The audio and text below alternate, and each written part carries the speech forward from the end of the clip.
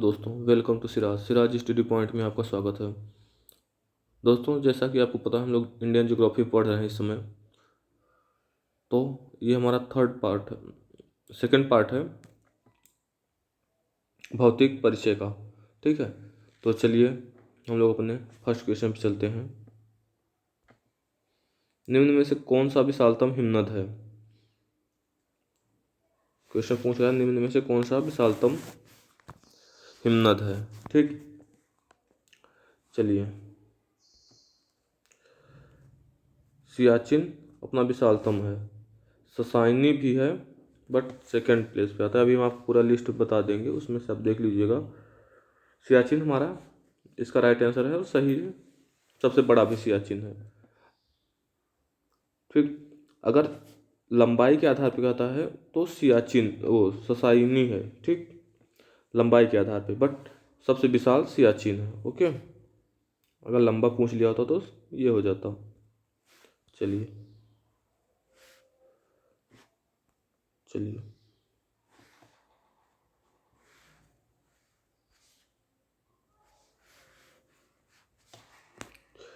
चलिए एक बार हम देख लेते हैं सियाचिन के बारे में। सियाचिन नुब्रा घाटी के उत्तर में स्थित है, कराकोरम रेंज पे। कराकोरम तो आपको पता ही हो गया होगा, पढ़ा फर्स्ट वीडियो में बताया था। कराकोरम लद्दाख जास्कर तीन होती हैं। ट्रांस हिमालय के भाग उसी में है, लद्दाख में स्थित है। ठीक, चलिए कुछ और हम लोग देख लेते हैं हिमनद जो इम्पोर्टेंट है। ये लिख लीजिए, अब नुब्रा घाटी के उत्तर में है। नुब्रा घाटी के उत्तर में स्थित है। नुब्रा घाटी के उत्तर में स्थित है। ठीक, चलिए कराकोरम में जितने भी हैं हिमनद सब मैं लिख देता हूँ, आप लोग नोट कर लीजिए, नोट डाउन कर लीजिए। ठीक है, चलिए नेक्स्ट पेज पे चल लेते हैं, सब पेज लिख लेते हैं। कराकोरम, कराकोरम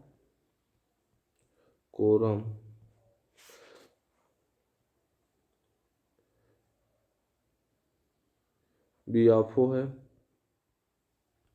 ठीक, नोट करिए, बियाफो 60 किमी में ये ऊंचाई है। ठीक, सर ऊंचाई कह रहे हैं, घाटी कह रहे हैं, हिमनद घाटी है ये। ठीक, हिस्पा हिस्पा हिस्पार। ठीक, 61 किमी। उसके बाद है बाल्टोरो। बाल्टोरो लिखिए आप लोग, बाल्टोरो 58। ये सब कराकोरम में ही आए, जितने कराकोरम में आ रहे हैं अभी वही लिख रहे हैं। ठीक है, उसके बाद जब दूसरा लिखेंगे तो आपको बताएंगे। ठीक, चलिए बाल्टोरो हो गया।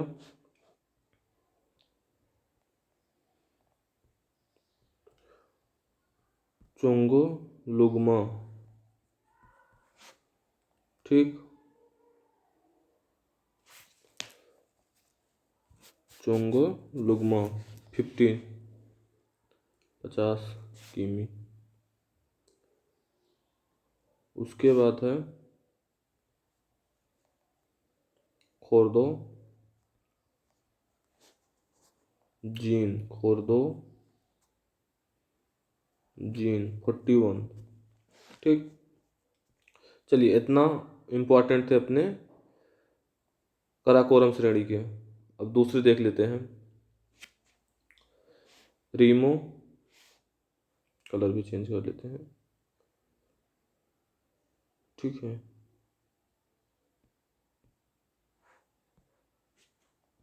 चलिए अब हम लोग देखेंगे कश्मीर के। कश्मीर की कुछ इंपॉर्टेंट देख लेते हैं। कश्मीर में फर्स्ट है रीमो 14 किमी। उसके बाद है ससाइनी ससाइनी 7.85, 17.85। सॉरी, ससाइनी भी अपना, ससाइनी गलती से आ गया, ससाइनी भी काराकोरम रेंज में ही आती है, मतलब लद्दाख में आएगी, कश्मीर में नहीं आएगा। ठीक,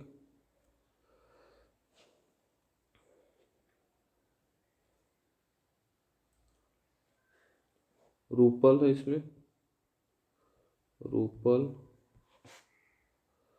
कश्मीर में है 16 किमी।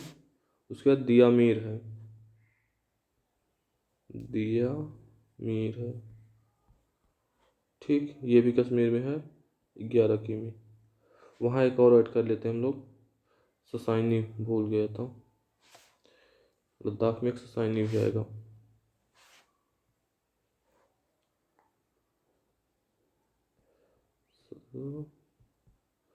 ससाइनी लंबाई के आधार में सबसे बड़ा ये है, और वैसे पूछेगा तो अपना सियाचिन ही होगा, सियाचिन हिमनद या ग्लेशियर। चलिए 2-3 उत्तराखंड के और वहाँ के देख लेते हैं, उसके बाद नेक्स्ट क्वेश्चन पे चलते हैं। जरूरी है जो गंगोत्री यूके का देख लेते हैं, यूके का फर्स्ट है गंगोत्री, यही इंपॉर्टेंट है, जो इंपॉर्टेंट वही देखिए। 26 किमी। उसका जेमू देख लीजिए, सिक्किम का है, तिस्ता नदी पे है जेमू, तिस्ता नदी लिखिए आप, ये सिक्किम का है, सिक्किम तिस्ता नदी है, तिस्ता, तिस्ता नदी पे है। चलिए एक बार शॉर्ट में इन ब्रीफ रिवीजन करेंगे, फिर आगे चलेंगे, ठीक है। देखिए अपना कराकोरम में है ये, ससाइनी देख लीजिएगा 17.85 है, ठीक, कराकोरम रेंज पे। बियोफो, बियाफो 60 किमी है, हिसार है, बाल्टोरो है 58 किमी, चोंगोलुंगमा 50, खोर्दोजीन 41 है, कश्मीर में है रियो, रूपल, दियामीर, यूके में है गंगोत्री, उसके बाद तिस्ता है, तिस्ता नदी पे है जेमुग सिक्किम में, ठीक। और सियाचिन क्षेत्र बताए थे कि नहीं, देख लेते हैं। सियाचिन नुब्रा घाटी में स्थित है, 76.64 किमी की घाटी है, ठीक। चलिए नेक्स्ट क्वेश्चन चलते हैं। निम्नलिखित हिमनदों में से कौन सा उत्तराखंड के कुमायूं क्षेत्र में अवस्थित है, बताइए। इसमें हो जाएगा अपना मिलाम, ये एक छूट गया था ना, इसलिए से अलग क्वेश्चन में ले लिया। उत्तराखंड के कुमायूं क्षेत्र में स्थित है, यूके के कुमायूं, कुमायूं क्षेत्र में अवस्थित है, ठीक। चलिए नेक्स्ट पे चलते हैं। ये आगे पठार वाला क्वेश्चन आएगा, उसका है दंड कारण्ड क्षेत्र किस राज्य में अवस्थित है, बताइए। बीपीएससी का क्वेश्चन है ये। दंड का आरंड पठार किस क्षेत्र में स्थित है। चलिए इसका ऑप्शन सही है ई, ये सब में है, जो दिख रहा है ऑप्शन सभी में है, ठीक। चलिए थोड़ा सा दंड कारण्ड पठार के बारे में पढ़ लेते हैं, उसके बाद भारत के सारे पठार थोड़ा सा देख लेंगे इन ब्रीफ, ठीक है, एक क्वेश्चन के माध्यम से जो हम लोग हमेशा करते हैं। चलिए दंड कारण्ड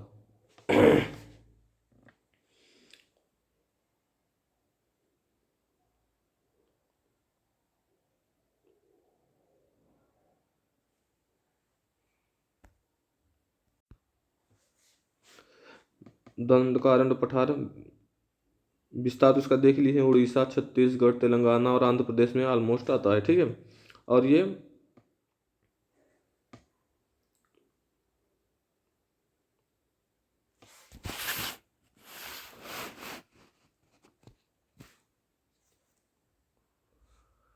और इसमें विशेष कुछ है नहीं। चलिए नेक्स्ट पे चलते हैं। यहाँ पे देखते हैं ग्राफ में, तब समझ में आ जाएगा। ये है दंडकारण्य का, एक मिनट जूम करते हैं पिक, फिर समझ में आएगा। ये देखिए यहाँ पे है दंडकारण्य पठार का विस्तार, उड़ीसा, इसमें जो दिखाया है उसके अकॉर्डिंग है।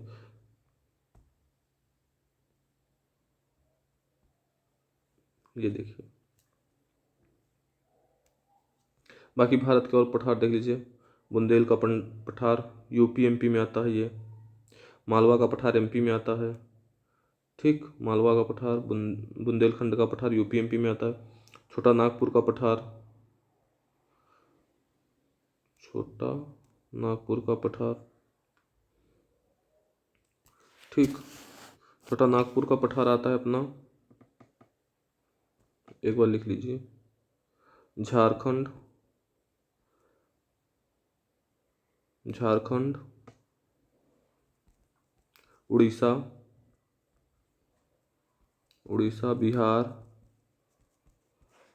वेस्ट बंगाल, ठीक है। इसके ऊपर बसे शहर हैं दो, रांची और जमशेदपुर, मतलब फेमस शहर हैं। जमशेदपुर टाटा इंडस्ट्रीज़ के लिए फेमस है। नदियाँ कौन कौन सी नदियाँ इससे निकलती हैं, लिखिए आप फटाफट। दामोदर नदी, स्वर्ण रेखा नदी, बराक नदी। दामोदर नदी, दामोदर,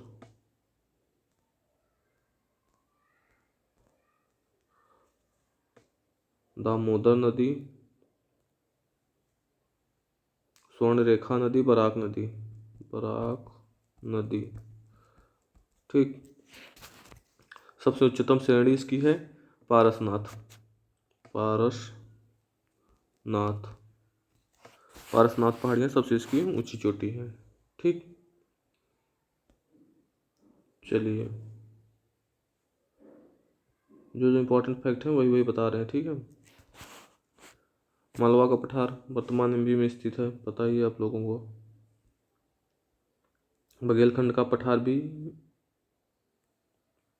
देख लीजिए आप, लोकेशन बघेलखंड के पठार का ये है, ठीक। चलिए दक्कन का पठार पढ़ लेते हैं। दक्कन का पठार थोड़ा सा इंपॉर्टेंट होता है।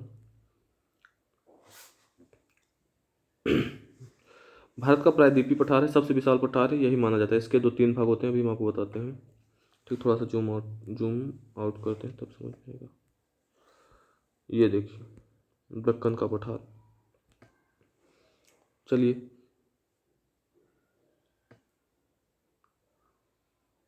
ये है अपना दक्कन का पठार, त्रिभुजाकार शेप में है ऐसे, ठीक। दक्कन का पठार विशालतम प्रायद्वीपीय पठार है, ठीक। और भारत का सबसे बड़ा भी पठार यही है। दक्षिण भारत का मुख्य भूभाग इसी पर अवस्थित है, ठीक है। चलिए उत्तर की ओर इसकी सीमा देख लेते हैं एक बार,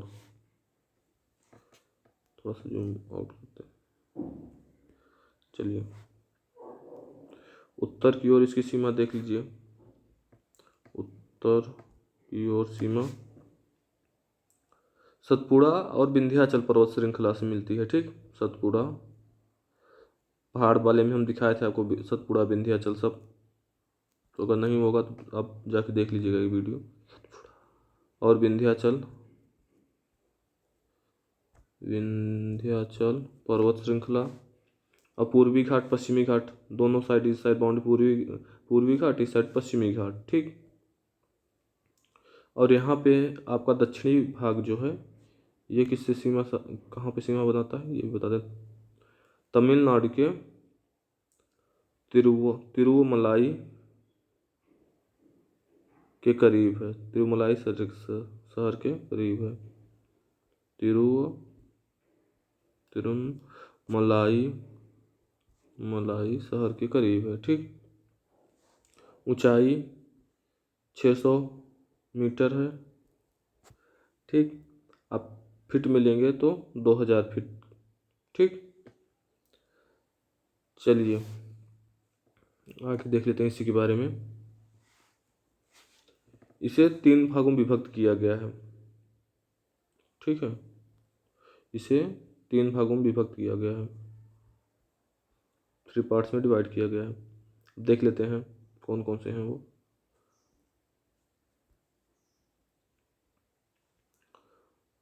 फर्स्ट हो जाएगा आपका महाराष्ट्र का पठार। महाराष्ट्र का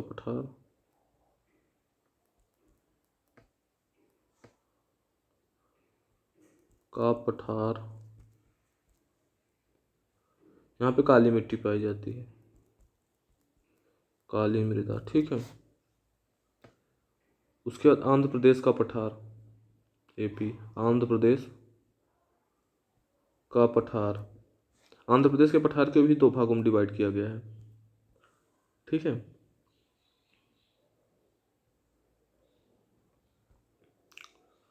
जिसे फर्स्ट को कहा जाता है तेलंगाना का पठार, तेलंगाना का पठार, तेलंगाना का पठार। आप लोग नोट करिएगा, तेलंगाना का पठार। यहाँ पे रेज कर दो थोड़ा सा, तेलंगाना का पठार। ठीक है, चलिए सेकंड को कहते हैं, कलर चेंज कर लेते हैं, सब ग्रीन ग्रीन हो जा रहा है।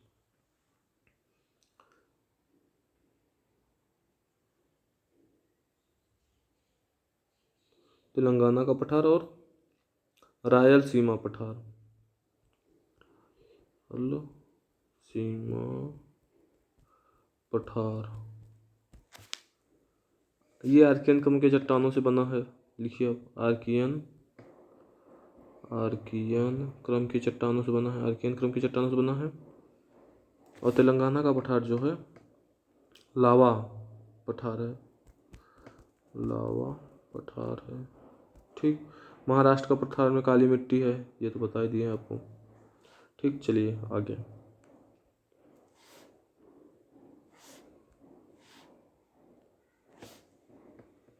कर्नाटक का पठार, कर्नाटक का पठार, ये थर्ड भाग है। मैसूर पठार भी इसे बोलते हैं। ये भी आर्कियन क्रम की चट्टान से बना हुआ है। ठीक, चलिए एक आध 2 फैक्ट और लिख लेते हैं, उसके बाद चलते हैं नेक्स्ट पे।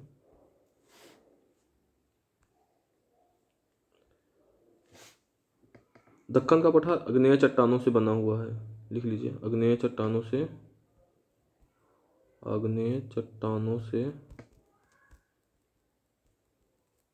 बना हुआ है। ठीक, चलिए अब देखिए, ऑलमोस्ट सभी पठार अपने खत्म हो गए हैं।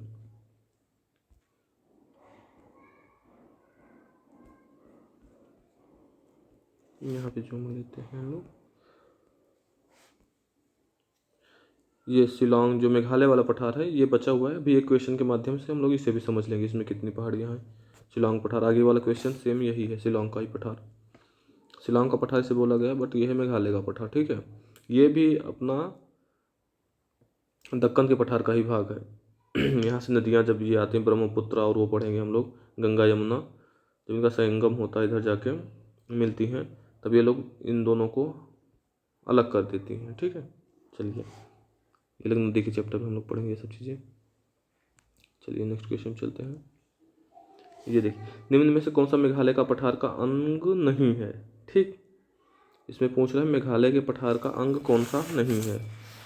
चलिए, बीपीएससी का ये भी क्वेश्चन है। गारो पहाड़ियाँ, जयंतिया पहाड़ियाँ, खासी पहाड़ियाँ, ये तीनों मेघालय के पठार हैं। भुवन पहाड़ियाँ जो हैं ये मेघालय के पठार का हिस्सा नहीं है। ठीक, चलिए, यहाँ की जनजात का भी नाम गारो, खासी, जयंतिया ही है मेघालय के, तो दोनों याद रखिएगा। मेघालय में गारो, खासी, जयंतिया, और आप अरुणाचल प्रदेश में बताते डीएम, एम, डाफला, मिरिया, फोर, मिसमी। ठीक, तो वो भी देख लीजिएगा। यहाँ पे अपना ये हो गया। ठीक है ना, चलिए नेक्स्ट क्वेश्चन चलते हैं। भारत के कितने राज्य तट रेखा से लगे हैं? समझ रहे हैं? तट रेखा से, ये उत्तर वाला पूर्वी हिस्सा वाला। चलिए आपको उत्तर बता देते हैं, फिर चलते हैं एक्सप्लेनेशन पे। इसका मैं पिक ही लगा दिया हूँ, लिखने में थोड़ा समस्या होती थी। 9 राज्य हैं, ठीक। चलिए इसका पिक्चर देखते हैं। ये देखिए,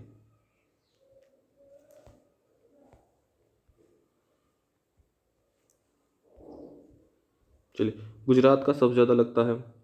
लिखिए आप लोग, गुजरात 1214.7 किमी, ठीक। उसके बाद सेकंड पे आता है आंध्र प्रदेश। सेकंड पे आंध्र प्रदेश 973.7 किमी। उसके बाद तमिलनाडु आता है। तमिलनाडु कहाँ गया? देखिए एक मिनट, तमिलनाडु को ढूंढते हैं। ये है तमिलनाडु, 906 किमी, ठीक। बाकी आप लोग एक बार हम ऊपर नीचे करते हैं, आप लोग देख लीजिएगा। गुजरात 1214, महाराष्ट्र 652, गोवा 118। गोवा सबसे छोटा लगाता है सीमा, इसलिए गोवा को भी देख लीजिए, 118 किमी, ठीक। चलिए कर्नाटक 280, केरल 569.7, तमिलनाडु 906, आंध्र प्रदेश 973, उड़ीसा 476, पश्चिम बंगाल 157 किलोमीटर, दादर एवं नगर हवेली 42 किलोमीटर। यहाँ से आपके शुरू हो जाते हैं यूटी, ठीक है। तो यहाँ से यूटी शुरू हो जाते हैं। अगर यूटी में भी पूछेगा तब तो सबसे ज़्यादा सीमा लगाएगा आपका, सबसे ज़्यादा सीमा अपना कौन लगाएगा? अंडमान निकोबार द्वीप समूह। अभी देखिएगा कितना ज़्यादा है। लक्षद्वीप 132 किमी, पुदुचेरी 300 किमी। उसके बाद अंडमान निकोबार द्वीप समूह, यहाँ देखिए 1962। और गुजरात का कितना था? 1214 किलोमीटर गुजरात था, ठीक। तो सबसे ज़्यादा अगर पूरा यूटी और राज्य मिला के पूछेगा तो अंडमान निकोबार द्वीप समूह का होगा। अब कुल कितनी सीमा लगती है?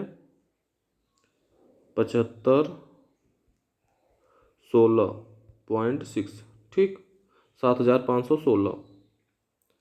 चलिए ये हो गया। नेक्स्ट क्वेश्चन चलते हैं। तमिलनाडु का समुद्र तट कहलाता है, समझ रहे हैं? तमिलनाडु का समुद्र तट कहलाता है। अब देखिए समुद्र तट से क्वेश्चन आ गया, कौन सा समुद्र तट किससे सीमा बनाता है, ये सब देख लेते हैं। चलिए क्वेश्चन थोड़ा सा बड़ा करते हैं, उसके बाद समझते हैं, ठीक है। थोड़ा सा छोटा। तमिलनाडु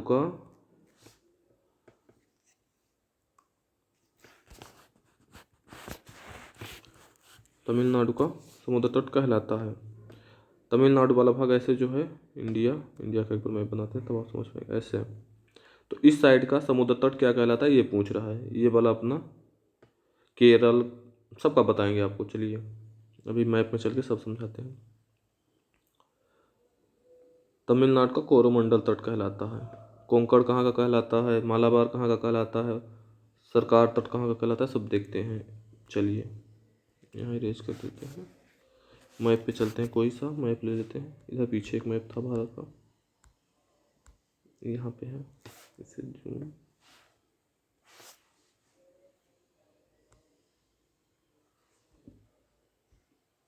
इरेज करना पड़ेगा, थोड़ा सा इरेज कर लेते हैं, उसके बाद इसी मैप में समझ लेते हैं।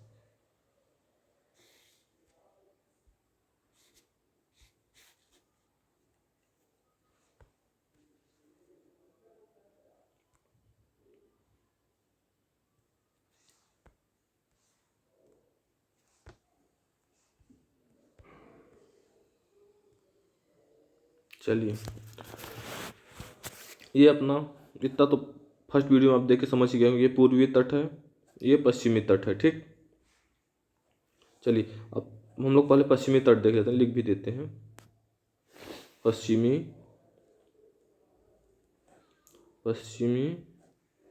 तटीय मैदान।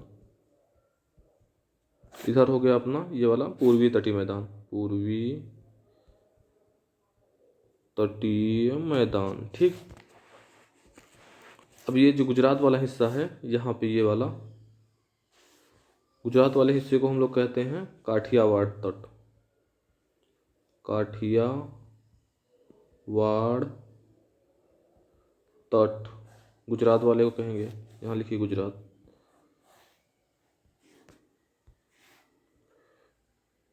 जे गुजरात, आप लोग नोट करिए। काठियावाड़ तट गुजरात, कोंकण तट महाराष्ट्र। ये कुछ अच्छा कलर नहीं है, दूसरा कलर लेते हैं।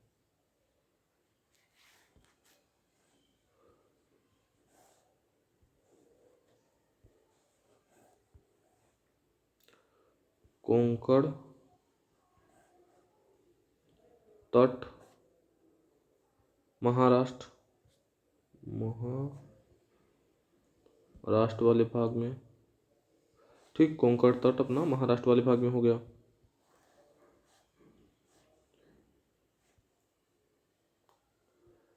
ठीक है, उसके कन्नड़ तट कर्नाटक वाले भाग में।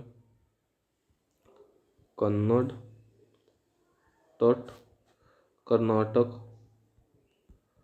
कर्नाटक वाले भाग को कहते हैं मालाबार तट।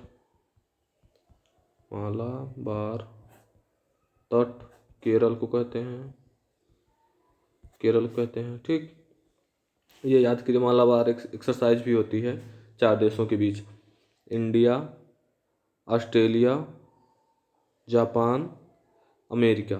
ठीक, ये 4 देशों के बीच मालाबार एक्सरसाइज होती है, तो ये भी याद रखना। ठीक, चलिए इधर चलते हैं पूर्वी तटीय मैदान पे। एक बार आप लोग रिवीजन कर लीजिए। काठियावाड़ गुजरात के तट को कहते हैं, कोंकण तट महाराष्ट्र के, कन्नड़ तट कर्नाटक के और मालाबार केरल के। ठीक, चलिए पूर्वी तटीय मैदान देख लेते हैं। पूर्वी तटीय मैदान। ठीक, इसमें फर्स्ट देखते हैं हम लोग उत्तरी सरकार, उत्तरी सरकार का तट, उत्तरी सरकार तट उड़ीसा प्लस, कलर चेंज कर लेते हैं, उड़ीसा प्लस आंध्र प्रदेश, एपी लिख देते हैं। एपी आंध्र प्रदेश का उत्तरीय भाग है। ठीक, उड़ीसा प्लस आंध्र प्रदेश का उत्तरीय भाग, मतलब ऊपर की ओर जो है। उसका सेकंड है कोरोमंडल तट, कोरोमंडल तट। ये कहाँ तक है? तमिलनाडु प्लस आंध्र प्रदेश का दक्षिणी भाग। तमिलनाडु पूरा है और आंध्र प्रदेश का दक्षिणी भाग। तमिलनाडु प्लस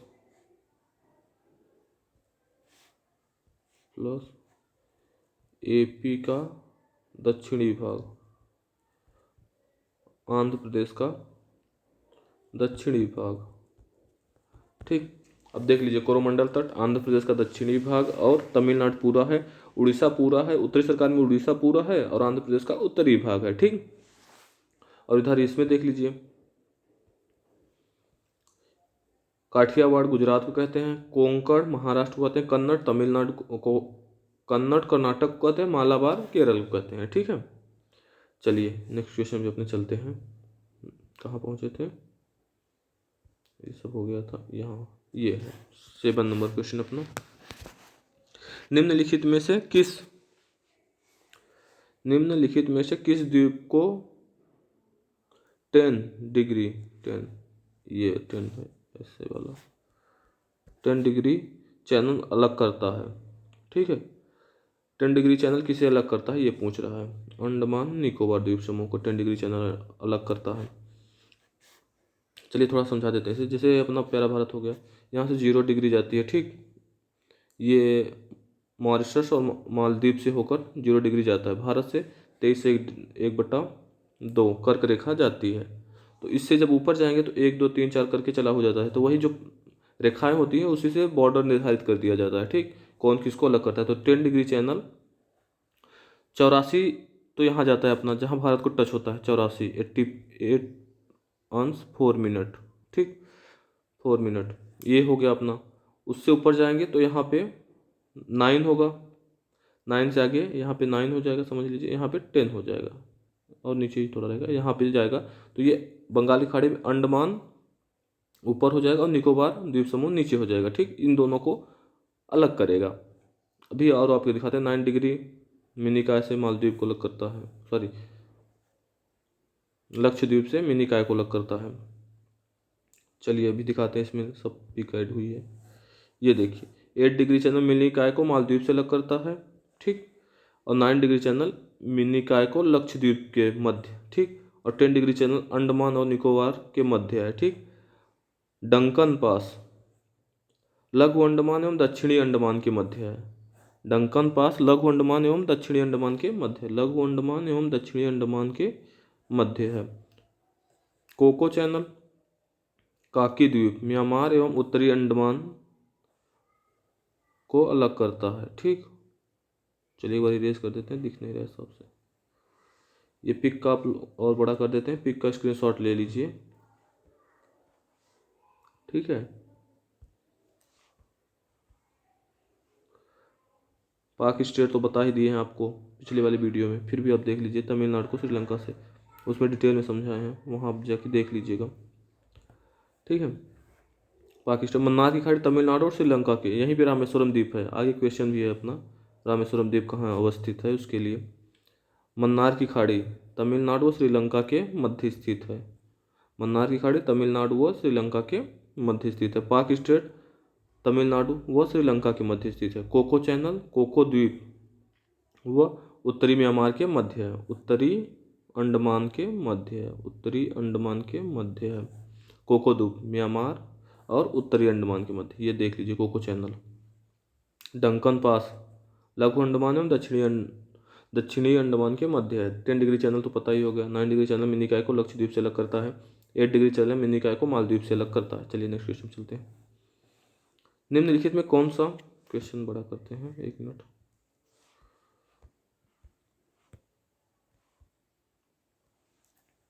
चलिए, निम्नलिखित भारतीय द्वीपों में से कौन सा द्वीप भारत और श्रीलंका के मध्य स्थित है। चलिए, रामेश्वरम द्वीप है इसका उत्तर। ये कहाँ है अपना, निकोबार। निकोबार अंडमान निकोबार का पास सालसेट मुंबई महाराष्ट्र जहाँ स्थित है, महाराष्ट्र में स्थित है। मुंबई सालसेट द्वीप पर अवस्थित है। एलिफेंटा गुफाएं महाराष्ट्र में स्थित है। ठीक है, अपना रामेश्वरम द्वीप सही उत्तर हो गया। एक बार देख लीजिए, सालसेट द्वीप पे ही मुंबई स्थित है। ठीक, सबसे बड़ा शहर भी वही है किसी द्वीप पे स्थित होने वाला। ठीक, निकोबार अंडमान निकोबार का भाग है। एलिफेंटा गुफाएं हैं महाराष्ट्र में अवस्थित हैं। ठीक है, चलिए यहाँ पे हम लोग एक मैप लगाए हुए हैं, यहाँ से एक चीज़ सीखेंगे। ठीक है, रुकिए मैप बड़ा करते हैं तो फिर आपको बताते हैं। जो जल वाला होता है वो सब चीज़ें इसमें हम देखेंगे, अनन्य आर्थिक क्षेत्र वाला। चलिए पहले हम लोग एक नॉर्मल सी, जैसे ये टूटा फूटा अपना तट है तो इससे एक नॉर्मल रेखा ड्रॉ कर लेते हैं। ठीक, ऐसे ऐसे ऐसे ऐसे ऐसे पूरा जो एक उससे मिलाती है, इसे हम लोग आधार रेखा बोलते हैं। इसके अंदर जो जल का क्षेत्र आता है इसे हम आंतरिक जल बोल देते हैं। ठीक, ये हो गई जो अपनी आधार रेखा हो गई, आधार रेखा। ठीक, और ये जो हो गया जहाँ जहाँ जो टूटा फूटा घाट है या तट है उसको जो मिलाने वाली है तो उसे हम आंतरिक जल बोलते हैं, आंतरिक जल। ठीक, ये हमारा आंतरिक जल हो गया। अब उसके बाद हम 12 नॉटिकल मील नापते हैं। ये 12 नॉटिकल मील मान लेते हैं, ये 12 नॉटिकल मील है। 12 नॉटिकल मील, इसे क्षेत्रीय सागर कहते हैं, क्षेत्रीय क्षेत्रीय सागर। सागर किसी भी देश को इस क्षेत्रीय सागर में पूर्ण अधिकार होता है, कुछ भी वो कर सकता है, समझ रहे हैं। उसके बाद +12, यहाँ से 12 आया, आधार रेखा से 12 ये दूरी हो गई, फिर यहाँ से 12, थोड़ा सा जूम करते हैं, 1 मिनट, हाँ, +12 फिर किए, आधार रेखा से ये दूरी कितनी हो गई, अब आधार रेखा से अपनी दूरी हो गई 24, ये पूरी दूरी 24 हो गई, ठीक, 24 नॉटिकल मील, ठीक। इसे हम कहते हैं समीपस्थ मंडल, लिखिए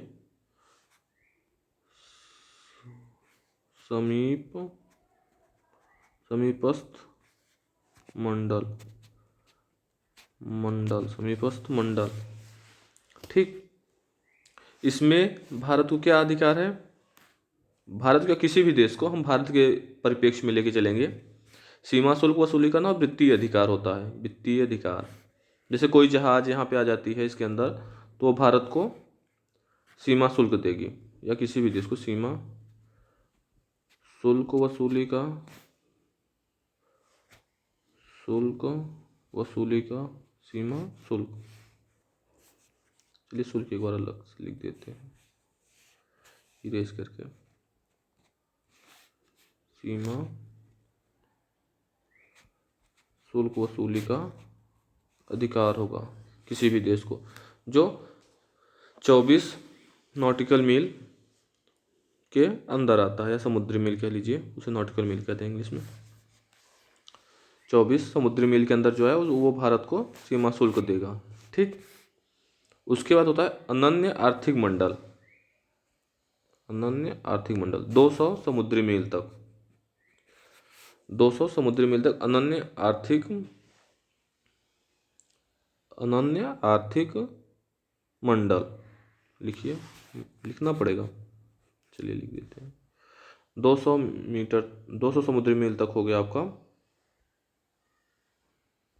इससे लिख देते हैं, 200 मील तक हो गया आपका अनन्य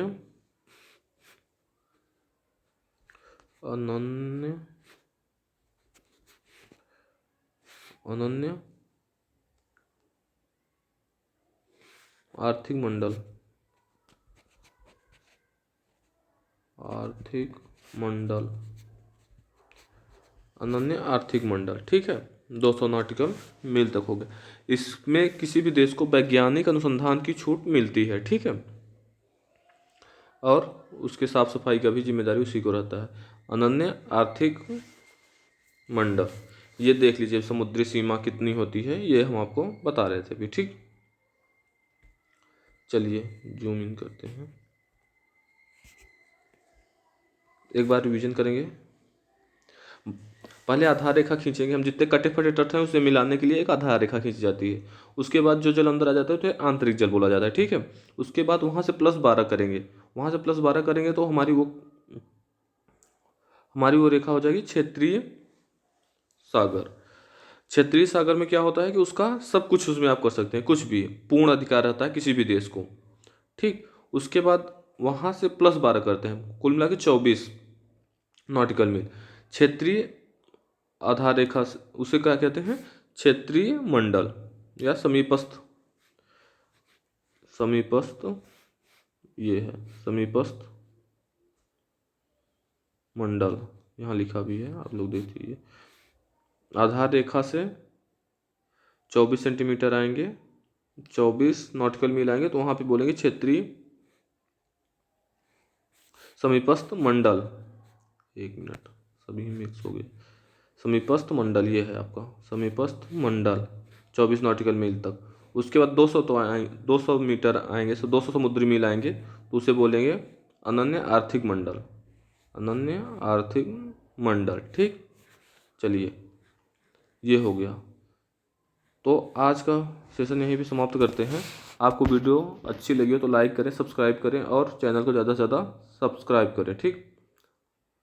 लाइक करें, शेयर करें, और चैनल को ज़्यादा से ज़्यादा सब्सक्राइब करें। चलिए ठीक, धन्यवाद, मिलते हैं नेक्स्ट सेशन में, ओके।